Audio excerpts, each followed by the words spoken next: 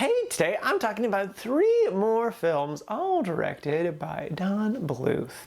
And the names of those 3 movies are All Dogs Go to Heaven, Thumbelina, and Rock-A-Doodle.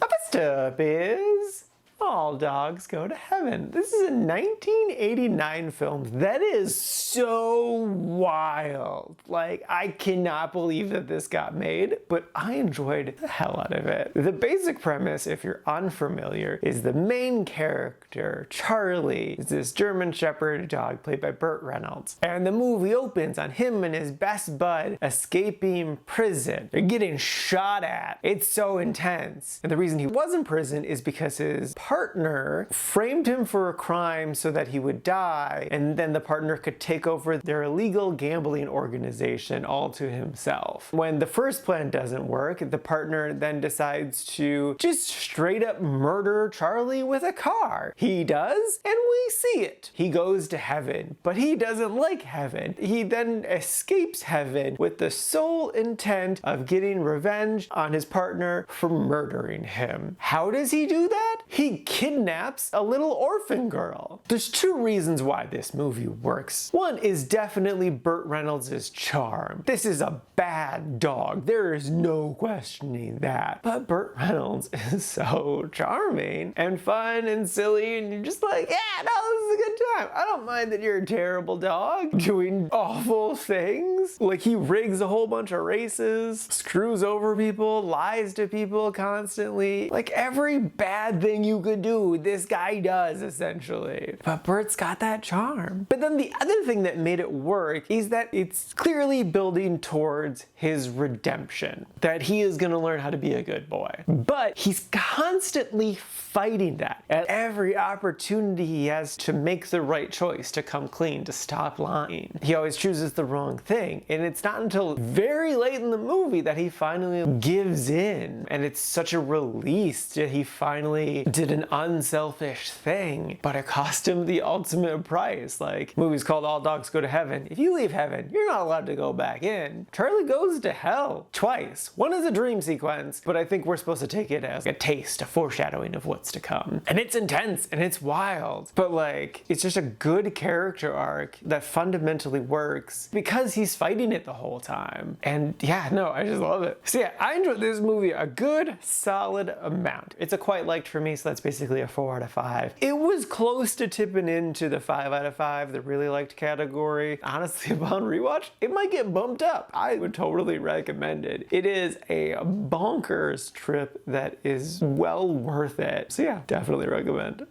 Next up is Thumbelina. This is a 1994 film, and it's quite an odd one. The basic premise is this menopausal woman never had a child and maybe never had a husband? I don't know, they don't make that clear. She's not important. But she wishes that she had a child. So this magical being grants her the wish, but she's only the size of her thumb, so like 2 inches tall. And also she's immediately a grown woman. Well, she's 16, but she's a grown woman. She looks like a grown woman and she has the voice of a grown woman, like she's a grown woman. And after a very short montage, Thumbelina immediately starts asking, are there any guys out there that are my size? I would very much so like someone to be with romantically. Mom says, I don't think so. Maybe fairies exist. Who knows? Then the first guy she meets is this fairy prince. They fall madly in love over the course of 2 minutes. She then gets kidnapped, not by him, but by frogs from Spain. She gets away from them. Every guy she comes across really just wants to have sex with her or marry her. And she's very against all of these other people that she's meeting for the first time because the very first other person she ever met, that's her true love. So yeah, it's a strange one. I think something that kind of bugs me about the whole thing is that Thumbelina is so much more concerned about this boy that she just met rather than returning to her mother. She does say some stuff about wanting to go home, wanting to see her mom again, but it's clear like her main goal is, I gotta see that hot boy again. And I think think what would have really helped the whole film is had we spent more time with Thumbelina and her mother, had she not just been born as an adult, had we seen lots of time of them bonding and stuff. Then we could have set up like some character arc things for Thumbelina there. That would have been good. Make us feel the pain that she's feeling when she's away from home. Also, stop making everyone so horny for her. She lifts up her skirt so much in this. The animators were very in love with her legs. But anyway, the movie wasn't all bad. I liked the diverse cast of characters, like the silly Spanish frogs were fun. Gilbert Gottfried's in this, and he plays a fun little roach guy. Everyone has really interesting costumes and designs, and I really like the outfits that Thumbelina herself wore. And I do think it's possible to turn this story into something interesting, into something well worthwhile. As it is, it's just kind of whatever. That being said, I could see someone making an argument as to why this is actually a decent film. That's not me, I don't view that, but I could see kernels of things that I'm certain other people could latch onto and view this as a good, worthwhile film. So with that being said, I didn't super care for the movie, but I would cautiously recommend it. If you think this might be your jam, go for it. It might be. If you've seen it before or have fond memories of it, then I would say, yeah, definitely give it a rewatch. I think it might do something for you that it didn't do for me. If you've never seen it before, it doesn't look like it'd be up your alley, yeah, no, this is a safe one to skip. It's not an awful film, but you're probably not gonna get anything out of it. So yeah, no, I didn't super care for this movie, and I'd only very cautiously recommend it.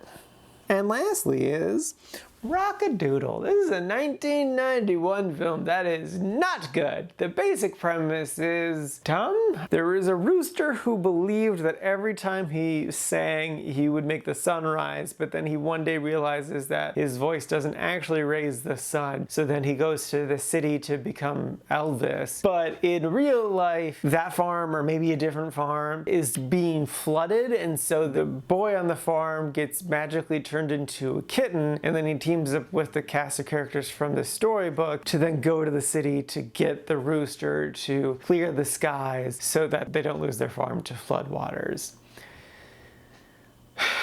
The message is good in that just because you're small doesn't mean you can't help. Maybe you can't help in the same way your older siblings can, but that doesn't mean you're worthless. I just did not vibe with this movie whatsoever. It is so over the top zany, like there's constant zany music playing underneath. It's unapologetically cartoonish. Like it's trying to be Animaniacs, but it can't. I hate the animation style. I did not care for any of the live action stuff. I didn't like any of the characters. This movie could have an audience, but I don't know who the hell they are. I did not like this movie, and I don't recommend it. Alrighty, now today's rankings. First up, we got All Dogs Go to Heaven sitting at number 21 in the Quite Like section. And then after that is Thumbelina sitting at number 58 in the Meh category. And then bringing up the rear, rightfully so, is Rock-A-Doodle sitting at number 70 in the Didn't Like category. And this is out of a total of 72 old movies so far this year.